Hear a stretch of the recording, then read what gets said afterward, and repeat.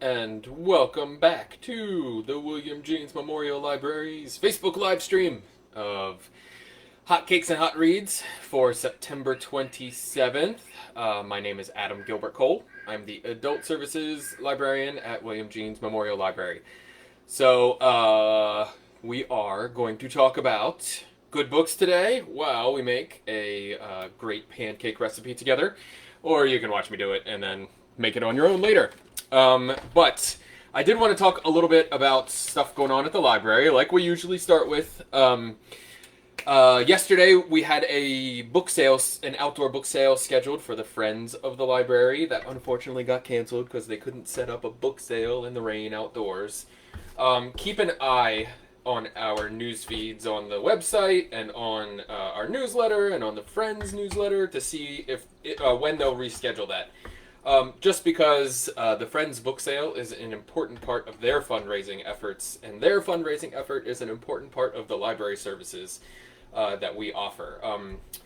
Their money goes into a lot of different things in the library, from public programming to some of the technology that we can offer at the library, the museum passes that we're hoping to circulate again sometime soon. So any support that goes to the Friends also makes its way back to the library, and like I said, it's a really important part of what we do at William James Library. So look for the rescheduled book sale. So today we're going to talk about good books and make a great pancake. I'm already started because I wanted to make sure we got it done this week. The books that I'm going to talk about, all of them are available in some form or another, either hard copy, paperback, audiobook in our library catalog, which you can find at jeanslibrary.org. Look for the little link at the top of the corner that says search the catalog or my account, and then you can log into your account and search from there. Some of them are also available in electronic format, so ebooks and audiobooks.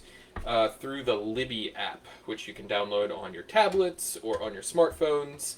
Just go to your device's app store and download from there, and then log in with your library card. I'll try to make sure that I tell you which ones are available where, except for the lightning round. You get to figure that one out yourself. Okay, so that is that. If you have any questions about the books that I'm talking about today, upcoming programs, how to use the Libby app, you can email me at acole, that's acole, at mclink.org. McLink is the Montgomery County Library and Information Network Consortium, mclinc.org.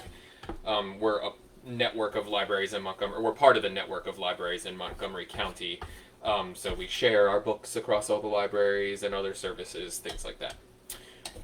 Okay, so today we're scooching back into the savory pancake territory. I saw this one, and we're coming up on the sort of last bit of summer where some of these ingredients are going to be any good.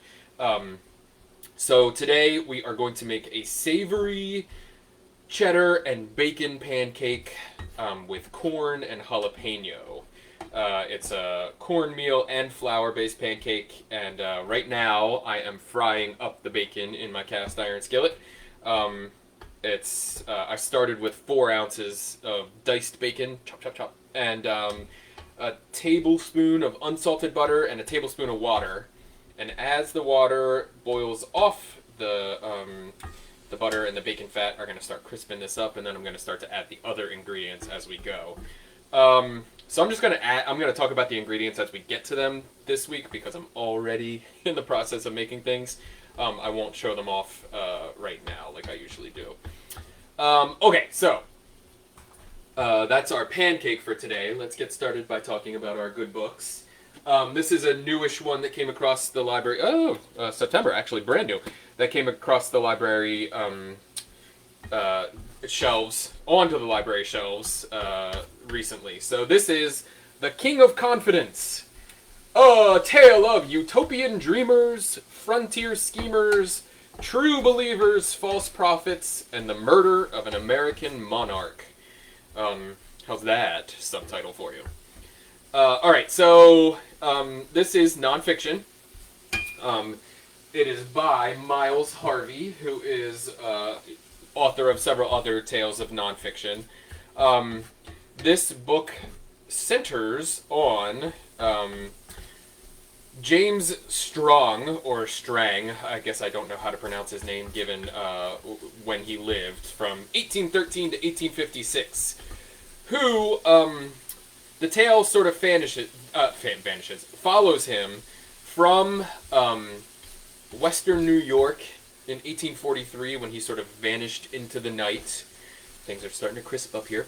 When he vanished into the night and then appeared later in Nauvoo, Illinois, and sort of hooked up with the Church of Latter-day Saints and was baptized into the church by none other than Joseph Smith himself. Which is interesting for this man because he was a professed atheist before he moved out west. And the tale follows this man through all of his trials and travails as he tries to take over the leadership of the Church of Latter-day Saints after Joseph Smith passes away. Obviously unsuccessful in that, given Brigham Young, and then goes off and founds his own utopian colony, and Sarah, yes ma'am, I will deliver these pancakes to your apartment. I wish you could smell it right now. He founds his own settlement on a lake somewhere in the north of the United States, and the whole story is one of those great nonfiction books that has people, that centers on real people who feel like characters in a novel, and the plot of the book sort of feels a little like the plot of a novel. We follow these people. That's my favorite kind of nonfiction. Stuff that sort of makes you feel like you're there. It's a good book. It's great writing, and I would recommend it just for like the sort of sheer bizarre characters that you're going to find in this book. Most importantly, James Strong himself. Alright, so that is The King of Confidence by Miles Harvey. That one is available as a hard copy in our library catalog. Not available yet as an audiobook or an ebook in Libby. But if you go to our collection in the Libby app, man, this bacon's taking a while to fry up. If you go to our collection in the Libby app, you can search for it, and if you don't find it, go to the bottom of the screen. You should see it there, and you can actually suggest it to the librarians that do purchasing for our consortium in the Montgomery County Library Network. Alright, so that is our first book. The bacon is starting to crisp up a little bit. I always forget that my cast iron takes a lot longer to heat up on my electric stove here than it used to when I had a gas stove. I try not to use my cast iron on this stove because it's a glass top and it can do some damage to the glass if I'm not careful. But this is one of those recipes where it sort of fits using this thing. Alright, so the bacon is starting to crisp up. I've said that like 3 or 4 times now. The next ingredient that I'm going to add in while the bacon keeps firming up is I'm going to turn the heat up just a little bit to like a medium high.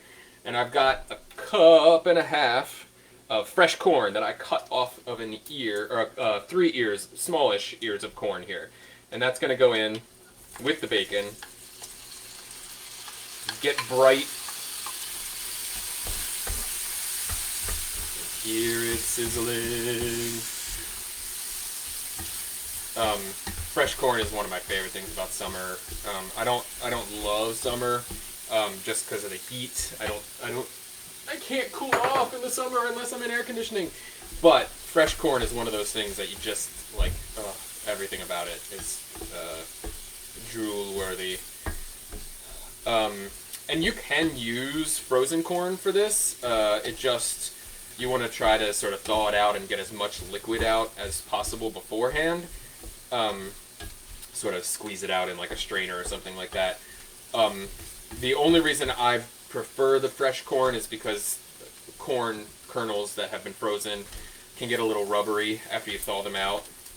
It's possible that frying it up in bacon grease and butter might fix that for you, but in this case, I'm just going to let it go. Alright, so while that goes for a minute or two here, I'm going to keep stirring. I'll talk about our next book. We're to the point where I'm not sure if I've talked about some of these books before, so if I have, I apologize. But this one is Winter's Tale by Mark Helprin. It is...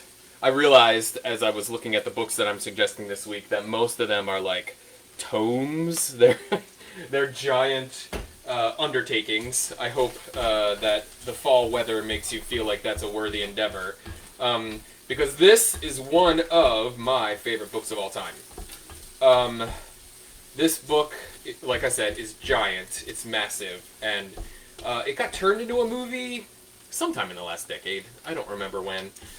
Starring Colin Farrell. And it's one of the... Oh, the corn smells so good, you guys. It's one of those books into movies that, like... You know, there's just so much in this book, and so much out of the ordinary in this book that any movie translation wasn't really going to live up to the book. I think they did a fair enough job with it, but you should read the book.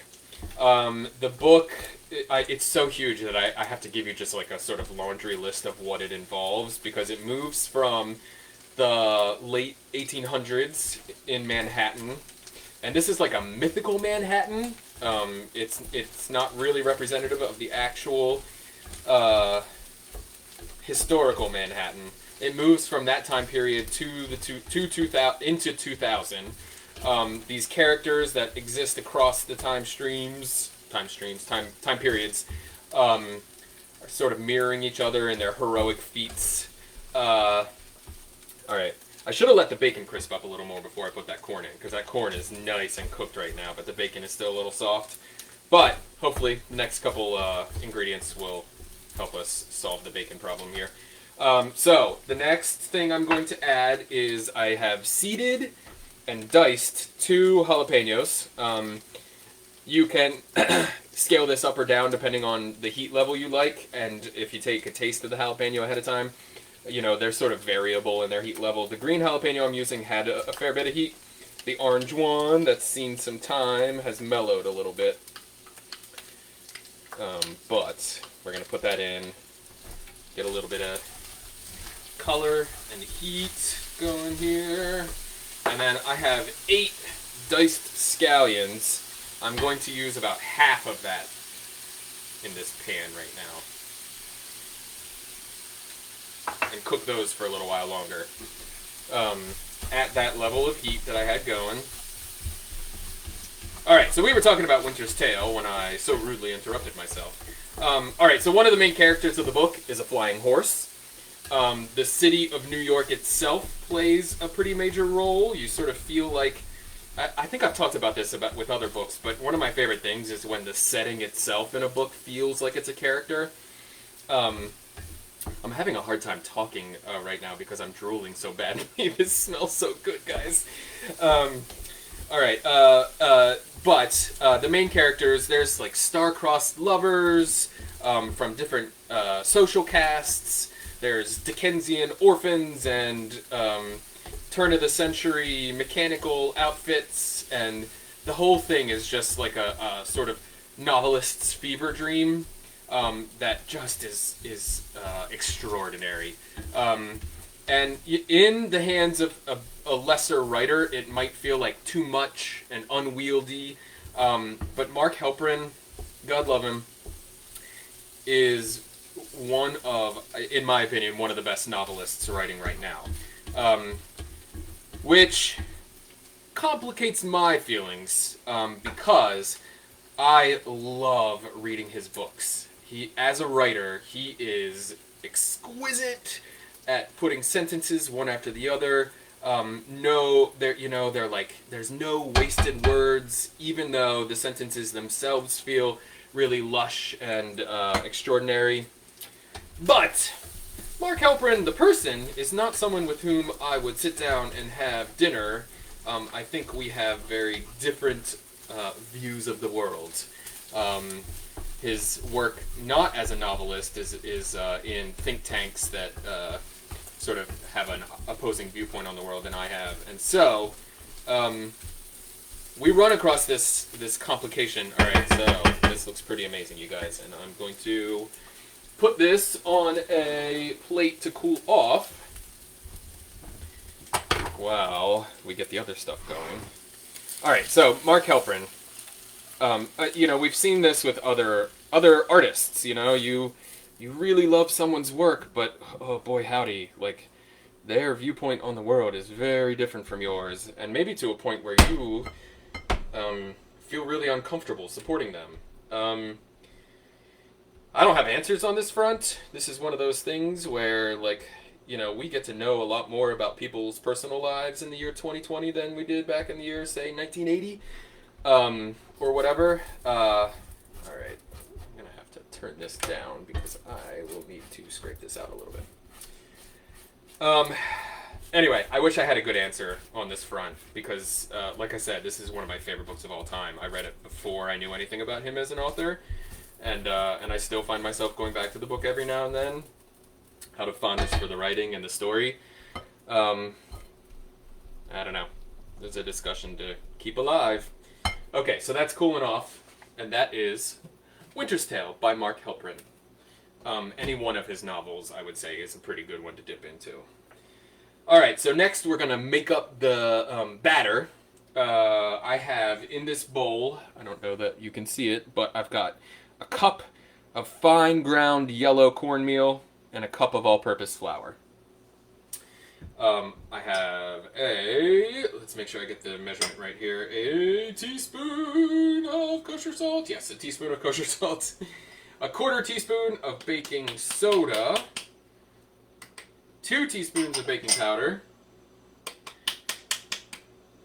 I'm going to stir those together real fast before I put the rest in, just so we don't get big lumps of everything mixed together. And now wet ingredients here. I've got 10 ounces of buttermilk, 2 tablespoons of vegetable oil, 2 tablespoons of honey, and 2 eggs. And I'm going to put them all into my mixing glass here and mix them together before I put them in to the dry ingredients. Alright, so while I'm doing that, I make such a mess while we're doing this, guys. I spend like 45 minutes to an hour cleaning up after this because I just throw everything away into the sink. Alright, so while I'm stirring this up, we can talk about the next book, which is called The Next Great Migration, The Beauty and Terror of Life on the Move by Sonia Shah. I'm going to have to get a scraper out because the honey all sank to the bottom. You can't leave the honey behind. Here is The Next Great Migration. Boop. See the little human footprint on the front there. Alright, so this is another non-fiction book. Again, I feel like sometimes I'm hammering on themes here. This is another one of those where I was thinking as I was looking at it, have I talked about this book before? No, I've talked about immigration before with some of the books that we've gone over together. But this one is sort of a bigger story about human migration, like it says. Sonia Shah she is sort of famous for some books that she published earlier this decade, both of which were about pandemics. She was looking at malaria and something else. I can't quite remember. All right, so I've got my my ingredients mostly mixed up here. I'm going to add half of my fried up stuff to this. Get that mixed together. Oh my god, you guys, this smells so good. And while I do that, I will keep talking about the book. So in this book, she starts out by looking at the migration patterns of some animal species and how it relates to climate change. There is a butterfly famous on the west coast of North America that lives for something like 10 days and has a very specific temperature range it can live in. And And so scientists followed the patterns of this butterfly sort of as proof of climate change's impact on the environment, because it is moving northward to follow the cooler temperatures at a pace of like, I think it was like 20 kilometers per year. And scientists did the same thing with the Atlantic cod, the North Atlantic cod, because it also needs a very specific temperature of ocean to live in. It is migrating north into cooler waters at the rate of something like 200 kilometers per year. Ouch, just burned myself. All right, so what I did now, everybody, as I was talking, was I had 4 ounces of shredded cheese. The recipe calls for cubed cheese, but I got a shredder, and I'm just gonna shred my cheddar cheese. All right, this is... I can't wait to eat these things, you guys. All right, so she extrapolates from there, and follows the sort of science of human migration patterns. But also, it is sort of a sort of greater look at the idea of home. She is the daughter of Indian immigrants who came in the 1950s to fill the sort of void of doctors in New York City. And as such, even though she grew up in America, she was first generation, she sort of felt out of place, not at home. Which I think is a thing that a lot of first-generation immigrants feel, or the first-generation Americans from children of immigrants feel. I need to get my vegetable oil out. I have avocado oil here, but any vegetable oil will do. I tend to use avocado oil because it has a really high heat. What's the word I'm looking for? High smoking temperature. High frying temperature. And so she spends a long time extrapolating on this idea of home. One of the things that the reviewers for this book said is that her books published in the beginning part of the decade were pretty prescient about our current situation, and that this book will probably prove to be prescient about what is coming our way, because people have been talking for a long time about the migration patterns that are going to result from climate change and the sort of environmental stuff that's coming down the pipe. So check that out. It is just sort of a thoughtful approach to this idea. All right, our next book. While oil comes up to temperature here, and I make sure that I followed all of my instructions. This one is called Bubblegum by Adam Levin. You can see that this also is a tome. It is 750-ish more pages. And I think this one probably is not for most people, but I'm going to talk about it anyway, just because it gives a chance to sort of discuss what goes into making fiction these days. It is a sort of weird alternate history exploration of what the media landscape and people would be like if there was no internet. Instead of the internet, we have these robot companion pets that the world gets obsessed with in the 80s. It sounds like a weird setup, and it is a little weird, but you want to sort of stick with this one, I think, if you are interested in this sort of thing. It is, like I said, it's very big. All right, here we go. We're going to fry some of these up, see what happens.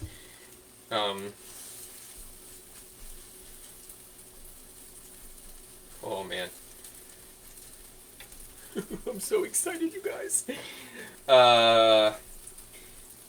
So the main character is a neuroatypical, so someone who doesn't really neurodiverse, I guess is what we would term them if they were in our timeline. We follow this person from their childhood and then up through into their adulthood, living their life with this companion robot, this thing that that he is introduced to in his youth because his mother enrolls him in a study. He has this neurodiverse brain, and encourages him to talk to inanimate objects, and the inanimate objects talk back and encourage him to destroy them, and so his mother is looking for a solution. He gets enrolled in this program, this scientific study, and is given one of these animal companion, or these robot companions as an early adopter for the technology. And so, I should have cleaned the pan better here, everybody. It's going to look a little messy for these first two pancakes. The book is a big, rambling, postmodern sort of, I don't want to call it a mess, but it's a little bit of a mess. And it's one of those things where, like, you know, if you're feeling brave, ouch, my oil's popping on me here. If you're feeling brave, you give a book like this a go. And if you don't feel it in the first, I don't know, 90 pages, for a book like this, I'd give it 90 pages. Then you move on to the next thing. Oh, yeah. Alright, so these look a lot like, because of the way the batter is, these look a lot like, if you've ever had a Johnny cake from Rhode Island, or from New England, maybe I'll make Johnny cakes next. It looks a lot like that. Oh, I really wish I had some sour cream, because that would be perfect to top these with. I'm going to actually crisp up some more bacon after we're done today, and sprinkle that on top with the rest of the scallions and the rest of the fried up stuff here. Anyway, so this is one of those books where if you're feeling daring and brave, you pick it up off the shelf. If it catches you, great. If it doesn't, you put it aside. It's one of those things that you know, as a librarian, you're often giving people recommendations on books, and you know, we try to give people a book that we think they're going to like, but also make sure to, you know, I make sure to tell those people, if this isn't your thing, there's no requirement to read it, you know? There are a lot of people who feel like they need to complete books that they've started. It's a valid feeling, but I also want everyone to feel like it is okay to set a book aside if it's not tickling your fancy. Alright, so that is Bubblegum by Adam Levine. The kind of book that you should read if you think 3 or 4 paragraphs of the author, of the main character, talking about why they love drinking out of half-empty glasses is the Aristotelian ideal. Okay, so I'm making the pancakes. I gotta get a plate. Hold on, I'll be back on camera in just a minute. Because I don't have a lot of room. I should have gotten my griddle out for this, I guess. I don't have a lot of room to do this here. But I want to do another lightning round after this. Everything is browned up beautifully. I think I might make them a little smaller next time. And I have smoke coming off this too, so let's hope I don't set off my smoke detector while we're on camera. Okay, lightning round, everybody. Let's talk books quickly. And I'm going to turn my exhaust fan on hopefully real low, but I'll talk loud. Alright, so, book number 1. Horns by Joe Hill, made into a movie starring Daniel Radcliffe. A horror novel about a young man who wakes up one morning with horns on his head and whose girlfriend is killed the night before. He is blamed for it, understandably. He has horns on his head now. And the book is about his sort of piecing together the crime. Joe Hill is Stephen King's son and a great horror writer in his own right, so check that out. Ghostland, An American History in Haunted Places by Colin Dickey. Non-fiction about haunted places. No surprise there. Un-American, A Soldier's Reckoning of Our Longest War. So we have been in war in Afghanistan for 17 years? The longest war in American history. This is one soldier's sort of memoir about that. This recommendation comes from my wife. It is The Tiger's Wife by Taya Obrecht. It is a sort of slightly magical realist tale of a village in the troubled Balkans.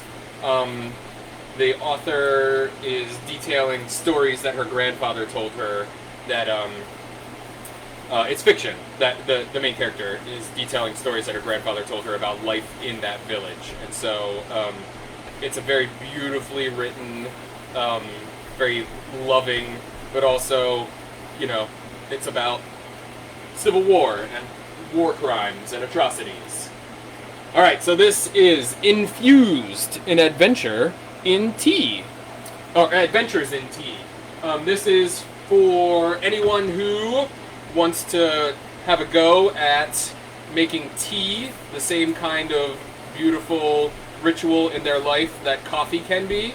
The author's goal is to convince us all that tea in tea bags is not a worthy product and that we should look to the lovely full tea leaves that come from all over the world. Alright, that's another one made. Last but not least, we have Liar, Temptress, Soldier, Spy. 4 women undercover in the Civil War.